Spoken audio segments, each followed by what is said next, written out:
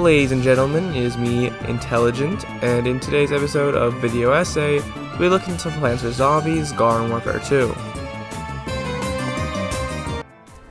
So this game is a huge improvement over the last one. Of course, it still has those problems that these online-only games have, but it has so many moments that make me smile, I can't help but look at this with rose-tinted glasses. This game took everything from Garden Warfare 1 and expanded on it. More maps, more characters, a new campaign of sorts, and I want to go through all of it. Let's start with the easy stuff. The game still has that great feel with each character, having unique abilities to vanquish any plants or zombies. Oh, who am I kidding? Let's take a look at the new plants and zombies that entered. But just like last time, I absolutely despise writing about characters. I mean, it's just the same things repeatedly, but basic and boring. So let's get through this with one paragraph for each side. So the zombies have 3 new brain dead rotten villains. Super Brains is hard hitting. He can punch and shoot beams. He can shoot a giant fireball, spin in a circle that hurts and slows, and can kick those stupid plants in their stupid faces. Imp is this little rotten zombie that can make some weird noises. He has a gravity grenade that can lift plants in the air and gives free kills. He can summon a Z-Mech, which allows you to do like huge damage and gain new abilities like missiles and a stomp. And just like in Titanfall, you can self-destruct. You can also spin around in a circle, damaging anyone around. And lastly, we have the Captain Deadbeard, the scallywag sniper with his pirate tools. He has a barrel that can explode and save him from harm's way, or he can fly the parrot around to deal some damage from afar. And you can hop on the cannon to snipe, with your already sniping character.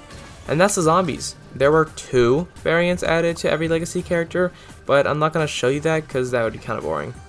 As for the plants, we have 3 new ones as well. The Citron is an orange that is on the thumbnail and is the kind of main character of the game.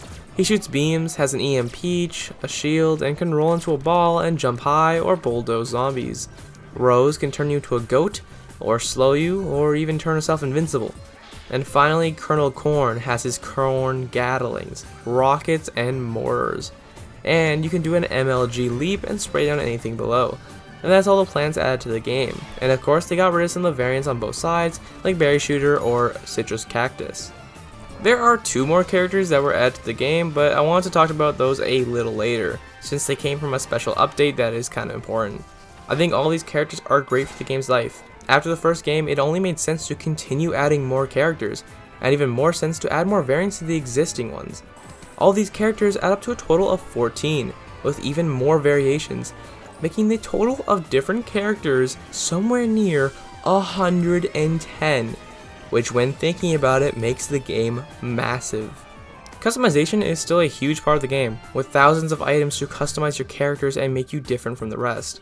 These are again obtained from these sticker packs that can be bought with in-game coins, and of course these coins are obtainable through online play, but this game has a million ways to get coins.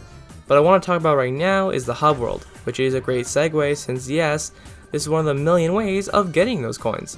In fact, this is the best way to earn almost 1 million coins. So, you start on the backyard battlefield. 2 sides are fighting with a courtyard in the middle. There are a ton of things to do in the backyard.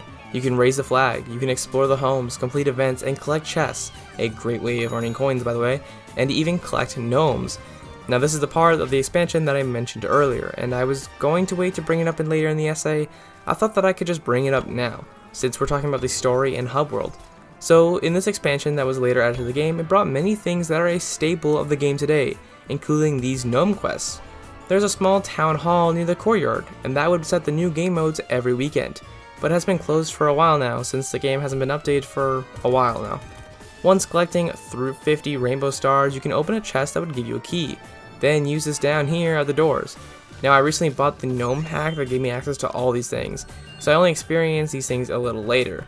This update was huge for the game. It brought new campaign features, new modes, and even new characters. The Hovergoat 3000 and the Torchwood. These 2 were elusive characters in the early game. If someone was rocking these 2, they were dripping in cash.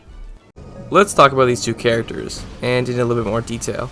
Torchwood is this giant tree from the bosses in the story mode, and shoots a wood chipper from his arm. It takes a while to charge up, but when fully charged, does insane damage as seen here. He has 3 abilities. Blazing Blast shoots flames from his mouth and is his best damaging ability. Next is Smoldering Madness, which turns his head blue and adds more speed, unlimited wood chips, and some extra damage. And finally, he has a leaf shield, which reduces damage but also leaves him vulnerable due to the slowness that he gets after popping the ability. Torchwood is a character that I always wanted to play. Ever since he was introduced into the game, I remember thinking people were hacking, since I never knew these secret characters were added to the game. Hovergoat 3000 is the second DLC character and is the first ever healer added to the game since the scientist was first playable in 2014. He has a blaster that rivals the Sunflower in damage, dealing even more, and his first ability is the damage buff Booster Beam, which, just like the Sunflower, is a beam that connects to the other zombies and grants them buffs. But instead of healing, it increases the damage of the zombie by 30%. His second ability is Mega Awesome Laser Beam, and oh boy is this ability good. It does insane damage to the point where when you use this thing, you know the next person you see is vanquished. His third ability is a little boring. It just increases his and his teammates' speed for a little bit. This could have been better if it increased your jump height or reload speed or anything else, but it's fine the way it is. And those are the two new characters that were added later in the game's life, and I must say I really like them, but they definitely feel like bonus characters. I knew they weren't going to continue into the next game. Now, in this update, they included gnomes that were scattered everywhere in the world like I mentioned earlier. The gold little things are shiny, annoying, and can be found literally everywhere. Now, I didn't get any footage of this stuff since I collected all these things when the update first came out a few years ago, but after getting all 50 little guys, you are awarded 650,000 coins. And that, with the fact that I bought a few coins, I managed to collect almost all the characters, of course using the character packs. Now, since I acquired all the variants, I don't have these anymore. So here is a pack from PvZ Garden Warfare 1. There are a couple of other packs, less than that of Garden Warfare 1, and just like that game, the prices are good for any coins you may want to buy. A main source of coins can be found from the Garden Ops.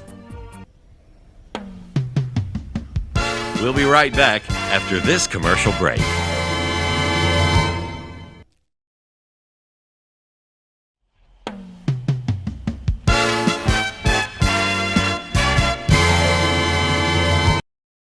Just like in PvZ Garden Warfare 1, Garden Ops are a 10-round wave type mode, where every round has new enemies that you need to kill, and if you don't, you can lose the game.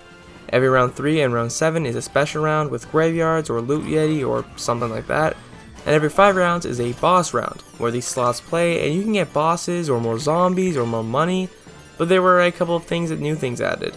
Well, the biggest is the thing that you can now play with on the zombie side. You no longer can only play with the plants. You can now use all heroes that you want to. This means the mode is no longer a boring way of earning coins. It now has some meaning, like trying out new characters or variants. And the second important thing is added to the game was the AI. You can now spawn in AI teammates to help fight, but every helper increases the difficulty ever so slightly, though this is a small price for healers and extra lives, as if you die as a certain character, just swap onto the next to continue playing. I wanted to obtain every character in the game for this video, even though the game is dead now, so I decided to spend some money, and oh, so much time. Once I got every normal variant from the character packs, there were still some that needed to be collecting. There are of course 2 bonus characters, so I paid like $13 for those 2. Then there are some other characters that are locked behind packs, and to be honest, these are harder to get than the other 2, which need entire quests and hours to unlock. To obtain characters like Iron Citron or Scallywag Imp, you must buy some packs that have what must be a 1% chance of unlocking the characters, since I buy these packs over and over and over and I get nothing.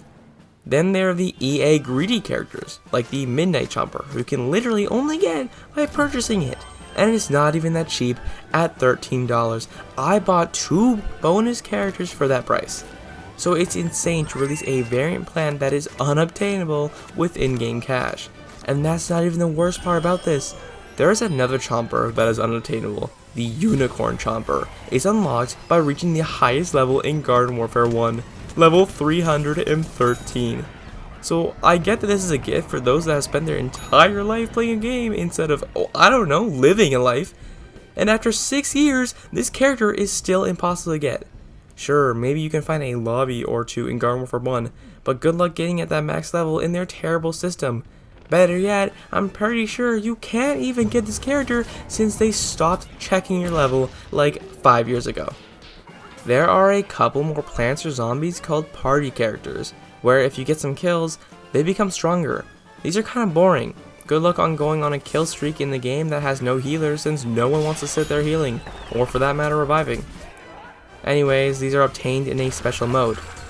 Infinity Time, is that the name? I don't remember. Anyways, you fight waves of gnomes and you kill big gnomes. It's fun, but it takes so much time. I'm talking about around like 40 minutes just for one character piece. And sometimes you don't even get one. And they aren't even good. Oh man, so many nights spent on a dead game. What is wrong with me? So I'm still debating on getting every character, but I'm kind of done with spending my time and money. I'm gonna go play a different game. Okay, so I wanted to talk about the campaign, but here's the thing. It kinda doesn't exist. There are a couple of missions that you can play, but it's like talking to a stone statue. You can talk to it all day and it doesn't give back. There are a few missions here and there, like things like push, things like pull, and nothing of substance. The non-existent storyline goes as follows. You go to each new character's base of operations and do their goals, and after you get some money, I think. I'm not gonna lie, I don't remember any of this. Thank you, Wikipedia. Okay, so here is where I complain about something. Hold on, let me find something. Okay. Let's talk about this one specific event that annoys me, and that only annoys me, and only happens to me. Jokes aside, this game has literally no problems. Now let me tell you a little secret. This game won't get a 10 out of 10. But I am extremely stingy when it comes to scores, as you can tell by my last 2 reviews. So I don't give games high scores, and I tend to think highly of games that have a score about 9. So 10 is an insane score. Why am I bringing this up? This game has very little wrong, and has so many great things, yet will never achieve my great score. And what was the point of telling you that? I'm going to spend the next few paragraphs talking about how good this game is, so prepare yourself. Garden Warfare 2 is a game that achieves all that I could ask. The game is fun and addicting. The gameplay loop is just like games like Call of Duty. Maybe a tad bit longer, but that just leans more into the battlefield. The variants are all insanely great, each one feeling like a new hero. Coins are a great system, affordable and collectible. They are cheap to buy and quick to earn. And the sticker packs are worth every penny. The items are unique, if not a little distracting, from the insane models that look so cool. I mean, come on, look at Shadowflower. Just look. Okay, enough looking. A second more? Okay, we're good. The maps are all fantastic and are made specifically for that mode, like gardens and graveyards with maps that are long and tall and with areas that aren't forced, and let's say like domination in COD. Okay, I think that's a lot for now. The backyard is your replacement to that missing campaign, and that's the thing. There is enough solo and side content that you feel like you have something to do when the random ass tornado takes out your internet. Things like garden ops, the single player experience, and other modes of grinding like Infinity Time. And with that, let's be a tiny bit more about the things in the backyard, since, oh hell, I really want to talk about the back room here. All around is every head of each character. Here you can see your stats, promote characters, and view variants. Honestly, it's really cool to see all the characters that you could play. There's a huge sewer system down below that leads you to the gnome temples, where you can spend hours of your life doing something, I don't know.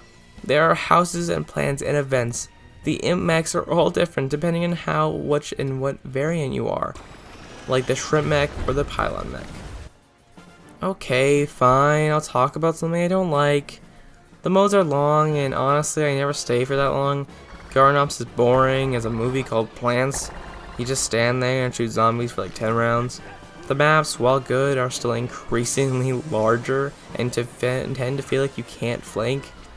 What can I say next? Okay, so I had a problem where when I played Gardens and Graveyards, I would get this map from Garden Warfare 1 and get this every character was locked by the originals, and this was super annoying when it happened after buying the 2 bonus characters, and I had this visual glitch that was kind of annoying, I guess. I think that's a pretty good way to tell you that I have no problems with the game. It just doesn't have anything bad. I mean, this game came out over 6 years ago, and it's still playable. Sure, the lobbies tend to be empty, but let's be honest here, the game is perfect. It's everything that a sequel should be. It expands on what made the first game a huge hit. It made kids' childhoods, and even made adults love the original game. I couldn't have asked for a better game, and such a stellar dev team. There isn't anywhere to go from here. They did it. They did the unthinkable. They made a game that is so good, it is more played than the third installment. And guess what? I know you played this game, and I know you still play it, you dog. Well, I guess I should clean up. I wept tears of joy from playing the game. With 6 new heroes, make that 8, that's the same as the original game. The game is loved, not just by me, but by so many others. And here's some fun facts before I end the video. The first video I posted used Garden Warfare 1 music. I mean, the game was Overwatch, but the thought was there. And one more before we end, I love this game, and I usually delete these games after I make the video to fill up space for finally the new games and to finally see the jar, but I don't think I will for this game. I think I'll keep it for later. And I give Plants vs. Zombies Garden Warfare 2 a 8.4 out of 10. So I know that this background is PVZ1, but I just need to reuse this because I need to go find it somewhere.